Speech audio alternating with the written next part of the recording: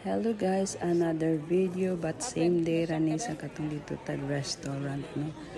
So after tani kaon ni arita sa Apple Store kay gipalitan sa akong bana nga mo ang eldest og MacBook Air kanang laptop na siya guys. And then ang nakanindot kay na free nga AirPods o asa ka pa. This is not to brag guys og di ni pagarpar ang amo ako alang siguro nakasubra og kwarta or naay sobra sa budget ang akong bana maong gipalitan niya ang ako among eldest no. And then kaning buy Mac for college mao pud siguro nakaagni niya no kay ngano naka-discount mig $100 tiyo mo nakadakuan na di ba? Why not kung naay sobra nga budget.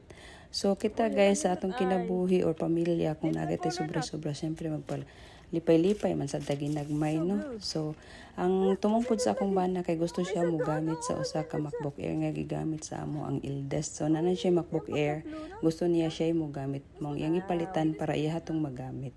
So nagtagsa na sila guys mo na. So usahay ato ginang kinahanglan ampingan ang pamilya no nga ato pong lipayon og basta natay sobra basta di lang gyud ta magkalisod guys o di lang gyud ta mangutang.